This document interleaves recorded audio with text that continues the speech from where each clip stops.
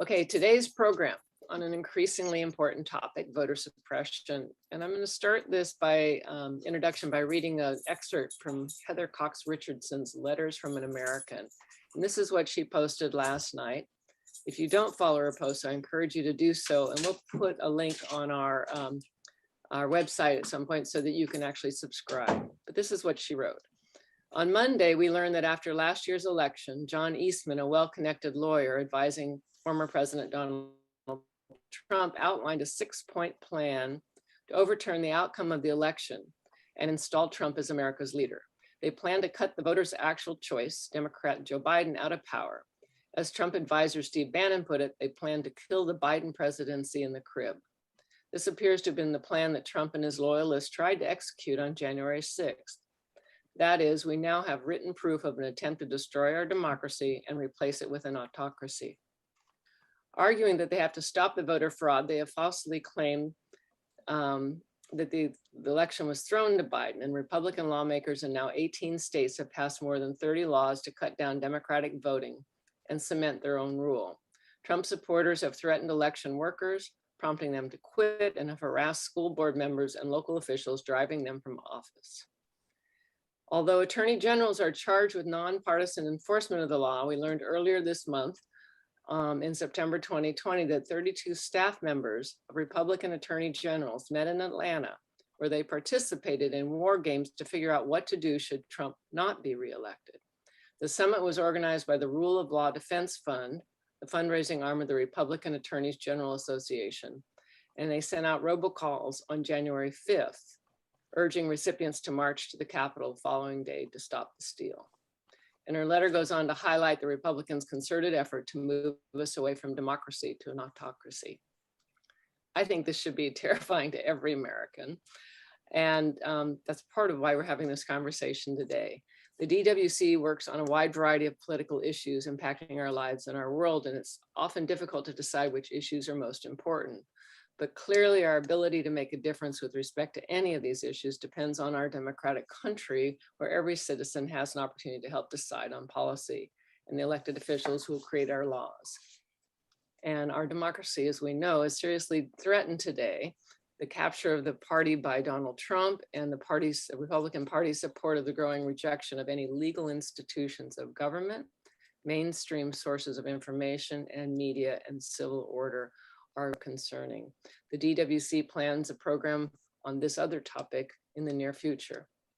But perhaps most frightening is the orchestrated Republican attack on the electoral process itself. Almost half the country believes Trump won the election that he lost. This, paired with legislative changes being made in close to half of the US states, is creating mechanisms that can alter the outcomes of elections in a way that destroys the democratic control of our country by the majority of citizens. Today, we look at this razor's edge of democracy. We worked really hard to try to get a speaker from the American Civil Union. Hold on, my screen just lost that. Or the Brennan Center for Justice in New York, but those attempts fell through just in the last few days. So we've asked Mike Rotkin to help us out with this. Former 5-time mayor of the city of Santa Cruz and program chair for the Democratic Women's Club will be our presenter this morning. Thank you, Mike, so much for doing this. It's my pleasure. And I'll say at the beginning that it was a quick research project. I've sort of been following this issue, as I'm sure most of you have, for quite some time. But I went to the Brennan Center for Justice site and the American Civil Liberties Union and found there's a wealth of information about, and that's really the basis of the factual information I'm presenting here. Although I have to take responsibility for the framework in which I'm presenting it. That's on me. Well, from its very beginning, our country was not actually founded on the basis of one person, one vote or majority rule. Leaving out the issue of African-American slaves being counted as 3/5 of a person, which got fixed after the Civil War, the institution of the Senate, right from the beginning, was not basically an institution that allowed everyone to have equal votes. There are 12 states in the United States that have 2 senators that have a population less than that of San Jose, California. Think about that for a moment. So when major decisions are being made about treaties, about appointments to the Supreme Court, about budget issues and virtually everything that really matters to us, appointments of presidential cabinet members, federal appointments and so forth. Those decisions are being made based on an institution, and that all takes place in the Senate. And those decisions are being made in a way that means that not everybody's vote in the United States counts the same in terms of that outcome. We're not going to change that. We're not going to change. I don't believe we're going to change the US Constitution, get rid of the idea of the Senate. That was set up at the beginning of the founding of our country on the notion that we had a federalist system in which the various states wanted to have sort of equal involvement in the decision policy making in the country. And so smaller states were interested in making sure that they weren't overwhelmed by the smaller number of states with very large populations. And I don't think that's going to change as much as many of us would think that would be nice to get rid of. It's not going to happen. We should be realistic about it.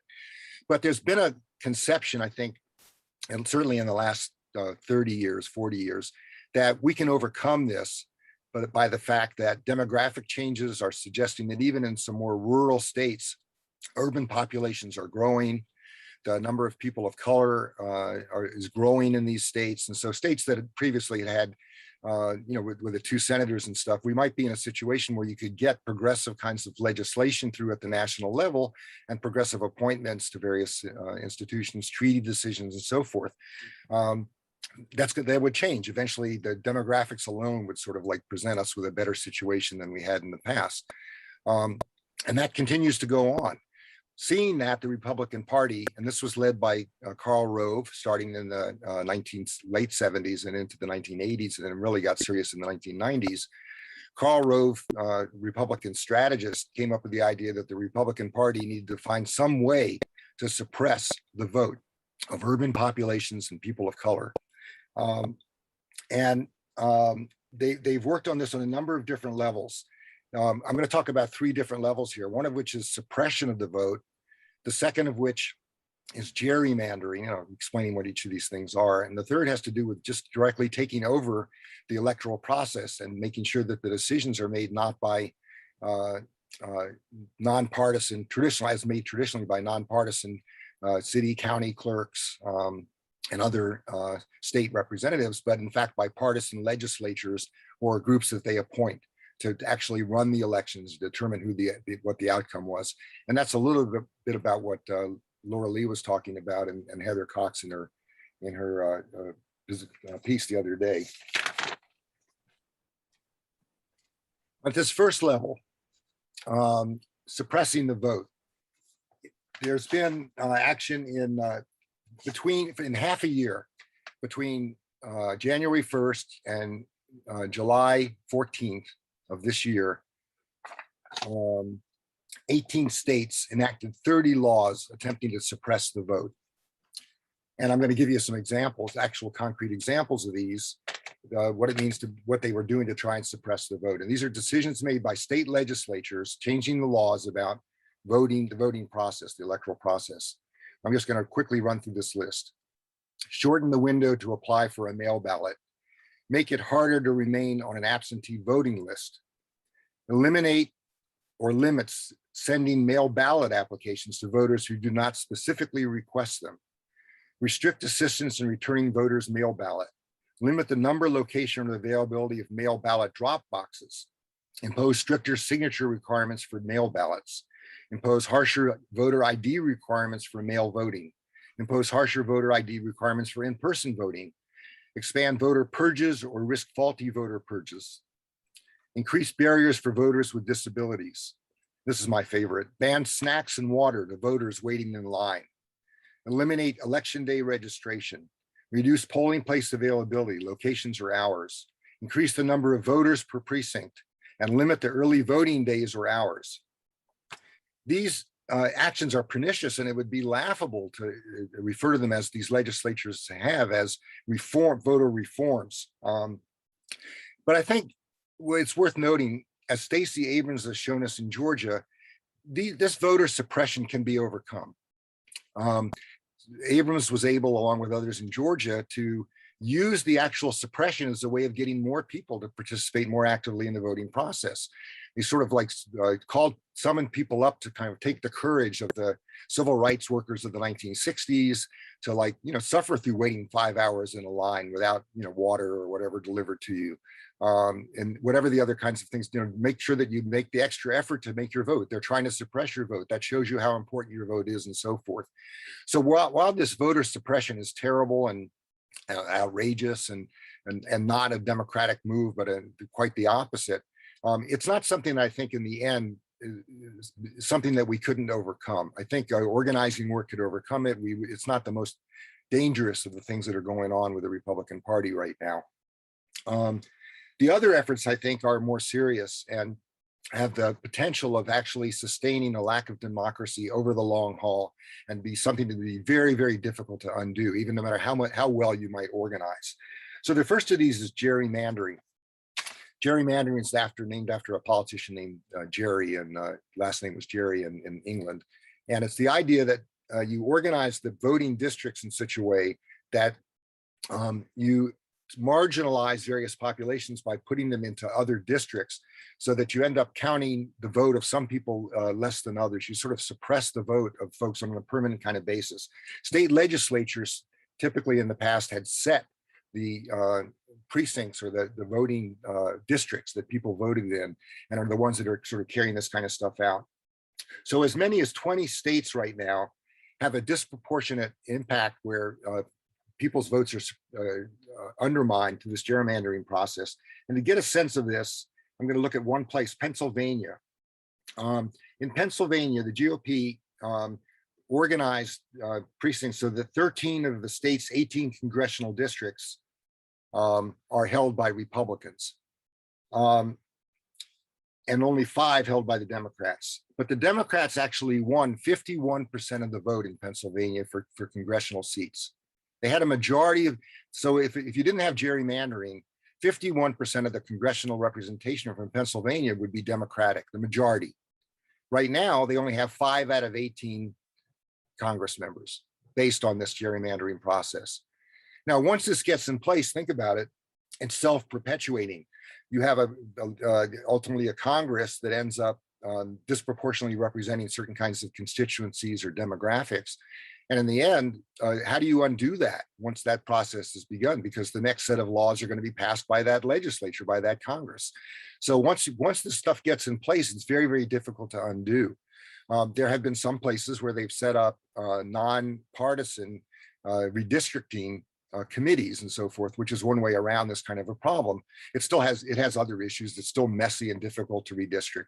Every 10 years in the United States, and this is in the Constitution, starting in 1790, there's a census, and the census determines what the population is, and the Constitution calls for reorganizing districts for Congress based on, and ultimately for state legislatures and other kinds of things that follow in the trail of this, reorganize them so that there's a roughly equal number of people in each of the districts. And that's the process in which it conceivably you would be reorganizing a Democratic majority to be able to make the decisions about what's going on in our country, again, with the exception in every institution except the US Congress.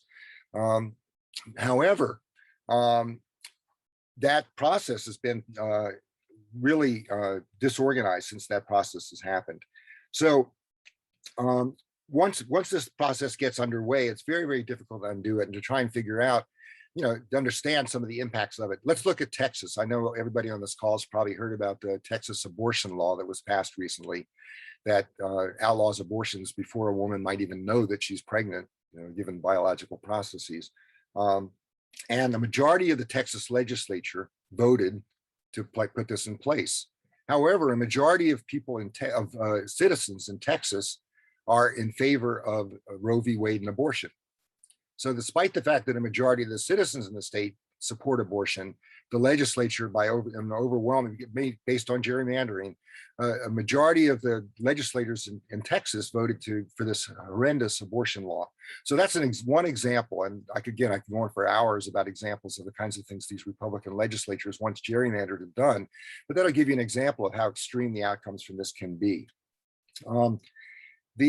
I think that now what makes this particularly difficult is that the US Supreme Court ruled in, let me get the right year here, in June 2019, that gerrymandering was not a concern for federal courts, that this was a state's issue. The states should be in control. This is a US Supreme Court decision, that the state should be in control of the redistricting process that happens following the census every 10 years. And we're in a census recount right now. That's this redistricting process.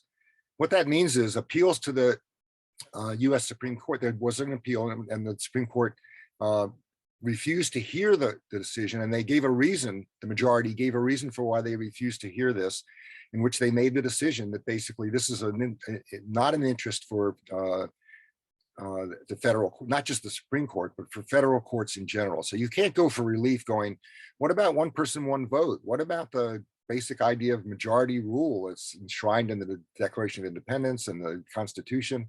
No, that's not an issue for federal courts. That's an issue to be decided by the states. So it's not very easy to undo this gerrymandering process once it gets underway. I'm going to give you some more hopeful stuff here before this talk is over, but at least unless something changes in some dramatic way, that's going to be very difficult to undo. So the Voting Rights Act of 1965, passed in the height of the civil rights movement, basically gave the federal government the power to challenge these kinds of attacks that end up ultimately impacting the impact of voters of color, urban populations, working class populations, whatever kinds of groups, to ensure that there would be one person, one vote. That was a law at the federal level that said that you could take, if you felt that there was undermining of the one person, one vote, again, with the exception of the Senate, if that was being undermined, you could take that to a federal court and you could get relief through that process. And often the US government, when it had Democratic attorneys general, would sue the states that had unfair gerrymandering, for example, voter suppression things that I talked about earlier, all that kind of stuff. You could take that to a federal court and you could get relief, and they would direct them to undo that practice. And often elections were being supervised by federal courts where they felt states were not being responsive to the one person, one vote rule.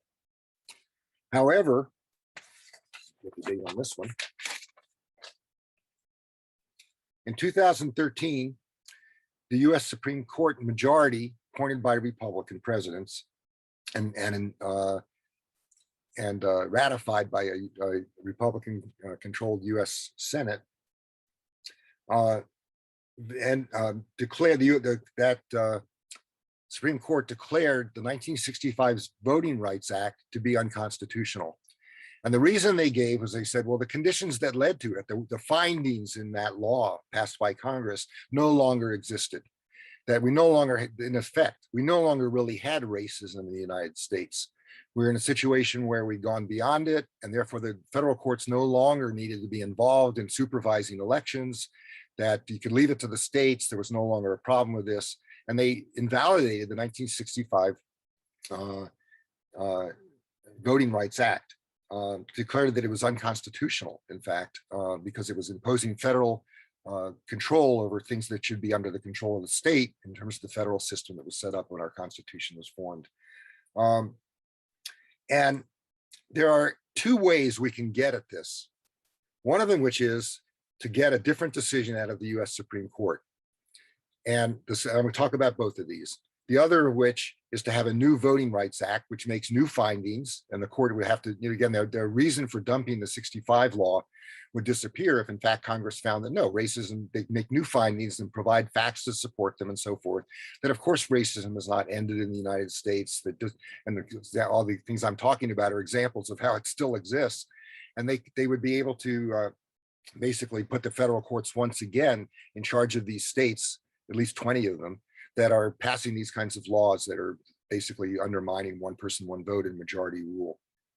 And so the first place to go would be to sort of think about the Supreme Court. Well, the first thing to say is that the majority on the Supreme Court are appointed by Republican presidents and endorsed by Republican senators. They are the youngest members of the US Supreme Court.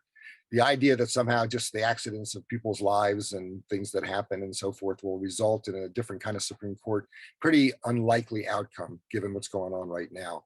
So some much more concerted action might be necessary. For example, it's not in the Constitution that Supreme Court justices serve a lifetime term. That's something that we've developed over time. It's not in the US Constitution that there's 9 members of the US Supreme Court. So it's possible if we were able to take control over the Senate through electoral processes, and that will be a struggle given what's going on, that we could actually change. And there's discussions about this within the Democratic Party. They're not going anywhere quickly right now because of particularly because of conservative Democratic senators like Joe Manchin of West Virginia. But it's a possibility.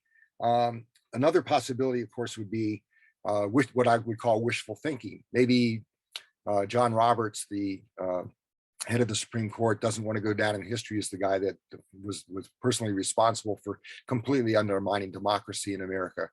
I'm interested in more concerted action and hoping John, that Roberts Court will somehow wake up and not want to be sort of seen in history as the group that did that.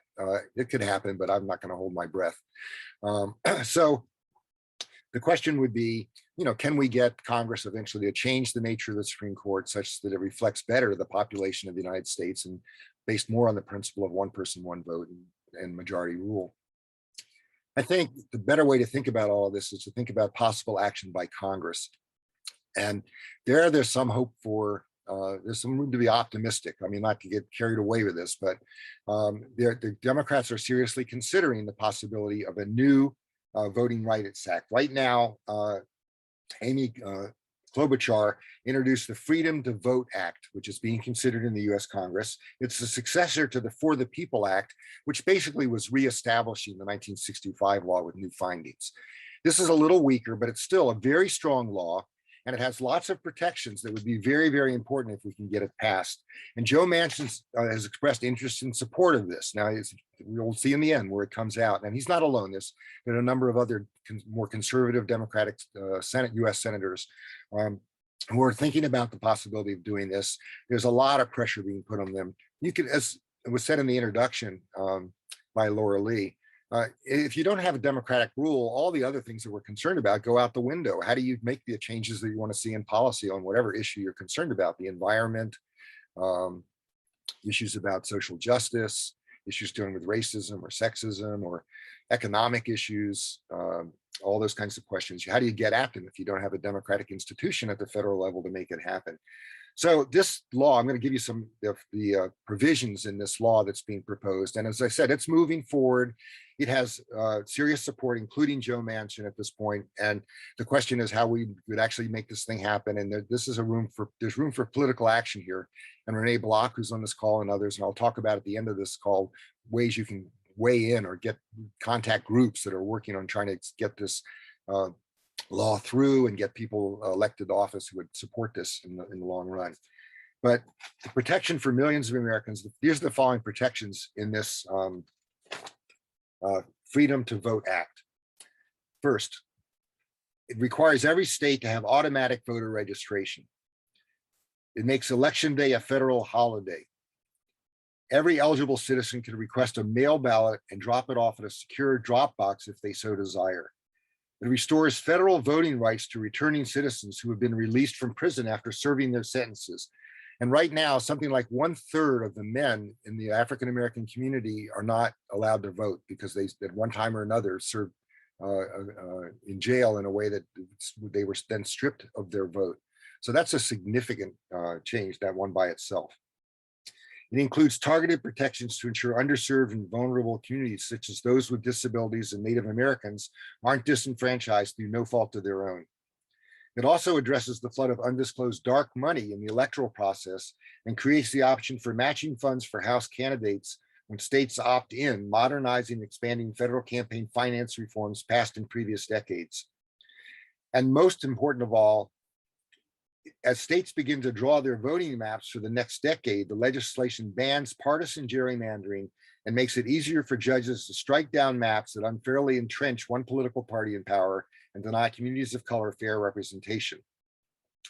So what can people on this call do about all of this? I mean, this is really, really serious. I honestly, I've been involved in politics since I was 12 years old, and I cannot think of a time that our country's been more threatened by the situation that we're in. And for all the, we've been through some dark times, the McCarthy period, which I still remember as a kid, but I can't remember a time that we were closer to having the basic democracy of America completely undermined. So there are a number of groups that are working on this issue. We're going to post this list with contact information on the Democratic Women's website. So it's too long a list for me to give you all the URLs over the line here or something. But we're going to post it on our website. It'll be up at, no later than Tuesday of next week, hopefully sooner, but no later than Tuesday. We'll have this up on our website. So you can go to this place if you'd like to do something about this and get involved. So these are not in an order of importance. Each of you may have different ideas about the kind of thing you'd like to do or what kind of groups you'd like to contact. But the first place to suggest is the Brennan Center for Justice in New York. They also have offices in Washington, D.C. This is a group that's dedicated to mainly legal action, court action of a variety of different kinds, but also public education, although they failed us this morning, but they had promised a speaker right up to the last minute. But they do public speaking. They have really polished national, but probably much better than me on these issues. And attorneys, a whole host of attorneys that file suits over these various kinds of actions, take them in various places. So the Brennan Center for Justice and the American Civil Liberties Union, both the National American Civil Liberties Union, headquartered in DC, and the American Civil Liberties Union of Northern California, headquartered in San Francisco, have extensive information on their websites and are involved in legal action, public education, legislative work, and a bunch of other lobbying and a bunch of other kind of work to try and address the issues I've been talking about in this talk. Locally here in Santa Cruz, we have a number of groups that are working on this issue. One of them is Swing Left. Renee Block, who's on the call here with us, probably not the leader. I don't know if they have a leader, but it's certainly one of the people active in that group. And so we'll be posting the website and the email that you can reach them through. And what they do, and Renee can correct me when we get to the question period if I haven't got it quite right, but they organize people, I did this once, to go to other districts in California and other states at times, sometimes through phone calls, sometimes through direct precinct work and so forth, to actually affect the outcome of elections in various states, where this kind of voter suppression is going on, to get voters out, to educate people about it. And as it turns out, these are often, it's very welcome kind of participation. We've done work in Nevada, the group's done work, I believe, in Nevada, but a lot of it's been done in more conservative districts in California. And so working with that group is one possible way to do it. Also, Indivisible, another group in Santa Cruz, has also been doing some work around particularly phone banking calls to other kinds of states. And they have a project within their work, apparently, that works on that. So those are groups here locally where local citizens in Santa Cruz or residents in Santa Cruz are working to try and impact elections in other districts, other states, make that kind of stuff happen. Another thing you could do is, if you haven't, join the Democratic Women's Club. We definitely get involved in lobbying around these kinds of issues and educate our members and encourage them to get active in these kinds of questions over time. So that's another thing you can do. There also are a number of Democratic Party organizations that are trying to gather money and work to do educational work and direct lobbying work in various campaigns in states around the country. There's a project that's headed by former President Barack Obama and by his Attorney General Eric Holder that's primarily focused on this question, how to deal with the issue of state legislative races. Now, Karl Rove organized a campaign back in the early 90s to target these state legislatures, and they've been very, very effective. And that's why so many of these legislatures in states that have a Democratic majority of citizens have majority legislatures that are Republican. And so working with that organization, it's a partisan group, and they're trying to make sure that the Republicans are not running away with this in the redistricting process that's going on, but also just in the actual election. They get involved in direct elections, and you can participate in these by contributing money and your time and effort. There are also a lot of actual organizations. I'm just going to quickly run through the list to give you an idea of the kinds of groups that are out there. Pennsylvania Stands Up, Down Home North Carolina, Action St. Louis Power Project, West Virginia Citizen Action Group, Arizona Coalition for Change, Our Voice for Vote Arizona, Florida Rights Restoration Coalition, Living United Change for Arizona, or Lucha, Poder in Action, Georgia Stand Up, Detroit Action, One Arizona, We the People, Plan Action, Florida Rising, Casa in Action, Mi Gente, Seeding Sovereignty, Pro Georgia State Table, and Coalition for the People's Agenda. So that's a lot of different kinds of groups. These are state organizations in a variety of different states where they're actually taking this issue on and trying to do something about it. And I've called a couple of them just to get a sort of sense of it. And they do welcome people from other states getting engaged and involved in their work. So this is not something we have to sort of passively sit by and watch happen to us. It's something we can do something about. And it's possible to make very small contributions in money or time that will make a difference in this effort. So I want to encourage people to get involved in this as much as you can. That's my talk for this morning. Believe me, there's a lot more information. I gave one example of the gerrymandering, another example of various kinds of things, and there's these 30 laws that were passed. I just gave some examples of them, and there's actually a lot more. There was a list of about 100 different things being done to suppress the vote. So you could find out more, get more detail about it and stuff, but it gives you some idea of how pernicious this process is and how dangerous it is to American democracy. So I want to open this up for questions, comments, insults, whatever people have in mind. I'm open to it. The only thing is you need to be brief. And I'm going to turn this back over to Laura Lee to call on people. Thank you, Mike. That was excellent. Carol's got her hand up first. First of all, I really want to thank Mike for stepping in and getting all this material together. He did a great job, as always, as I would expect, frankly. But I wanted to say that Renee Block has done incredible work. And for people who don't want to phone, and there are those people, although he does phoning as well, his organization, Swing Left, he had a photo up when he first joined. Renee, could you put that photo back up of you and people could look at it? Oh, you're talking about just Yeah, put that back up. Okay, but yeah, I have other things that, okay, but Right. That's Renee delivering 60,000 handwritten letters to the post office in the last election. So, I mean, they really get a lot of stuff done. So if you want to just stay home and write letters or postcards, that counts too. They're personalized in different ways.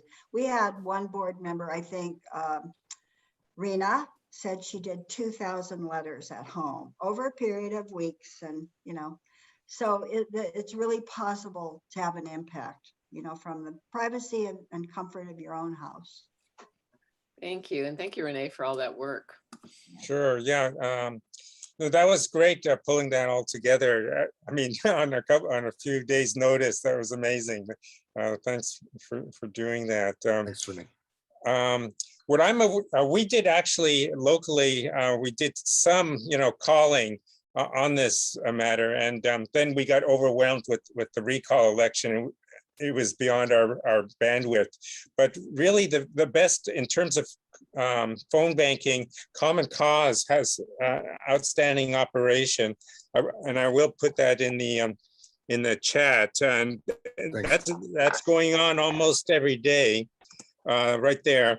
And so you can take a look at that right now if you want. And what we do is we're calling people in West Virginia mostly, and some in Arizona, and calling the voters there and patching them to Manchin's office and to Sinema's office, and for people that are willing. So then they have actual voters calling their offices, and it's really an amazing operation.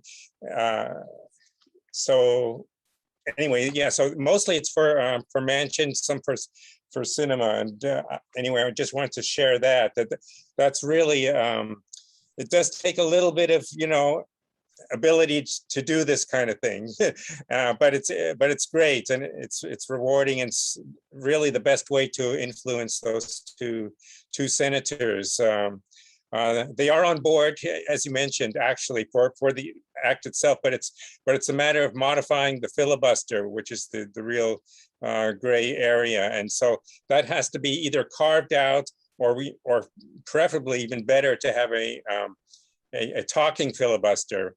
and which would be great for all the other acts. And so this really needs to be passed by the end of October in order to influence the gerrymandering. Because as Mike was saying, this will be for 10 years. We're going to have gerrymandered districts unless this thing passes next month, because it's already starting all the districts from the census. So anyway, that's what I have to say right now. Thanks, Renee. Any other questions from Mike? Comments? Gail? Yeah, so one thing that I'm concerned about is the effort to replace and intimidate election officials. I know in the recall election, the election integrity group was at most county elections offices, micromanaging, looking at everything, questioning everything. I mean, the Orange County registrar, had to really, put down the gauntlet and, make boundaries, because they're just getting very, very aggressive. And, and Trump and his team are also looking at trying to replace secretaries of states that, don't play according to his rules. So that's something that I'm just continue to be worried about and that we need to be focusing on as well. Yeah, some of these voter laws being passed, changing the electoral process kinds of laws, make it a crime to stop harassment of voters at the polling place by so-called poll watchers, what Gail was just talking about. So that's literally, it's a misdemeanor to interfere with someone who's trying to like mess up the voting process, which is insane on some level. I don't know how to respond to it. It's like everything's gone mad, and it's constant actual laws making it a crime in now 3 states to stand up to that kind of voter intimidation. Yeah, I mean, I know election officials in California are just done and frustrated, and this last election was one of the worst. Thank you. Elena, I see your hand raised. Yes, and yeah, thank you. So I just want to say again how great Renee has been in organizing and generally how really good Swing Left is. And I just wanted to put in a pitch that one issue that I think, we have issues in terms of how we want to spend our time and also how we want to spend our money. And many of us don't really know what is the most efficient use of our funds, especially as it relates to some of the state races. And I encourage people to go to Swing Left, their blueprint process, which is every quarter they do research to figure out which are the most important races at all different levels, and also all different governmental levels, and also sort of the likelihood of success, because an important race where there's no chance of winning, why should you spend your time on it? And so basically with one press of a button, Look, you're freezing up there. Okay. Elena, try turn off your video. It might make your audio work better. You're on mute now. Now you're muted. It's still up. I don't know how to take it down. Thank you. Any other questions or comments? None in the chat. Yes. Okay. The I Bowmans? don't know what your first name is. The Bowmans. Oh, I'm Barry. Barry. Just a question for Mike. Mike, have you read about whether there's polling data on the popularity of these voter suppression acts? I mean, some of them are pretty naked. Is this possibly a bad thing for the Republicans in terms of voters in their own state? I haven't seen. I'll be happy to get that and make sure we post something about it on the DWC website. I do know that what's interesting is that a lot of these voter suppression efforts do in fact capture, end up applying to conservative voters as well. Yes. I mean, their hope is that it's going to mainly target the urban voters and voters of color and so forth. But, if you make it hard to vote, it's hard to vote for everybody. And so they're just hoping that the way they target them, they're kind of hoping to apply them disproportionately, would be my guess. And they'll be enforced in places where they care about enforcing them, and they'll sort of ignore it in other places where it's not. But the laws themselves can be quite indiscriminate and can make it so that the voter turnout overall is less. It's been a long time now in this country that basically the progressives in general and Democrats versus Republicans, it's in the interest of Democrats to have large turnouts, and the Republicans, and again, Karl Rove's approach here, try and suppress the vote. The lower the turnout, the better the conservatives and the Republicans do in these elections. So, but it doesn't mean that they're not going to impact the right of some conservative voters to have their vote counted, which is a problem as well. But I don't know the actual whether this might blow back in their face and cause them some actual votes in the next election. But I'll go do some research on that. I'm sure I can find something out about it. I can't imagine someone has not done a poll on that. Any other questions or comments? You got Barry? You're You're muted, Barry. Barry, you're muted.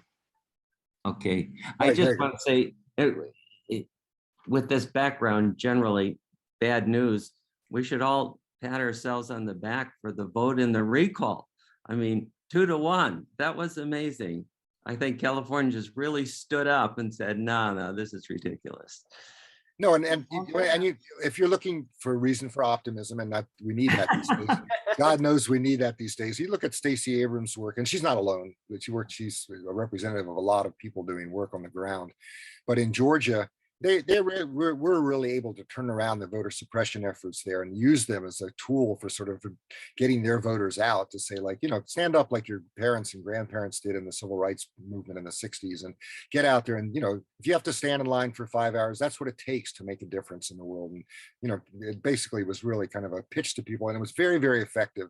And that's why we have two Democratic senators from Georgia, because before that race began, it looked pretty bad for us. I mean, Georgia's been a Republican representation for a while. And so the fact that they were able to fight back against it means that it can be overcome. It's not impossible to persuade people to not put up with this foolishness. Any last comments? Andrew has his hand up.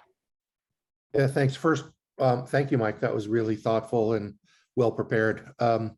While we talk about Georgia and Texas and some of the other higher profile states, I want to comment just for a second on what's happened in Florida the last couple of years.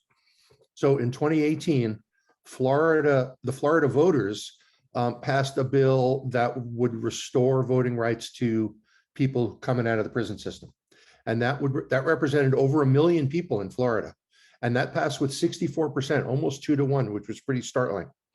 The legislature then overrode that referendum by restricting voting until people had paid their fines and fees, which kind of amounts to a poll tax. Now that's working its way through the courts. The district court overruled it, and then the appeals court overruled that. So now it's working its way up the federal court system.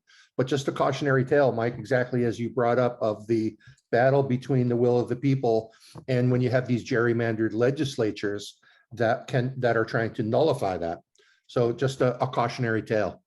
And at the Supreme Court level, often they don't even take the case and then make a bad decision and tell you why they did it.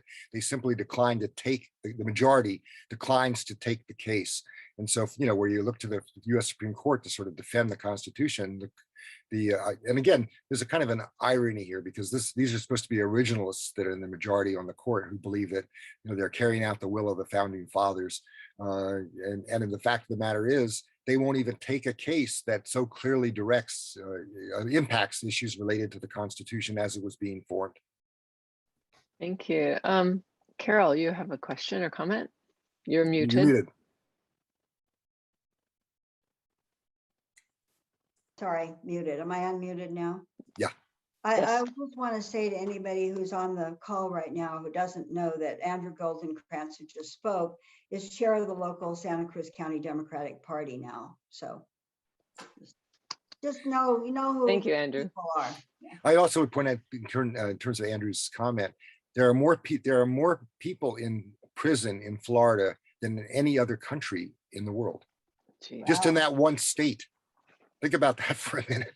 You know, it's just, I mean, they were in terms of, and they're not the most populous state in the United States by any means. And it's pretty amazing that that just disenfranchised such a huge number of people. Well, it's a lucrative business. Yeah. Any other comments? Seeing none. Mike, thank you for this excellent presentation today. We're lucky to have such a well-versed and civic-minded and focused expert in our community and a public servant all the way. So thank you for that, and bravo for all the preparation and delivery today. Thank you. A little bit of a clap for you. Silent claps on mute. So as we close this, we're going to post resources on our website, and this presentation will be on the website as well. Don't forget Measure A kickoff today, this afternoon at the Natural History Museum. What time was it again, Carol? Do we 3 remember? o'clock. 3 o'clock. 3 o'clock, thank you. And then we have the Women's March in support of women's reproductive rights on October 2nd at the Town Clock. Do you know what time that's going to be? I think 10 o'clock. 10 o'clock was the schedule now. And And also you. that redistricting meeting is going to be on the 29th in Felton, if anyone's interested in going to that at the Felton. Thank Branch you. Library. Thank you. All right, that's it. Thank you all. Have a good Saturday. Thanks. Bye-bye. Bye. Thank you. Bye-bye. Bye. Bye.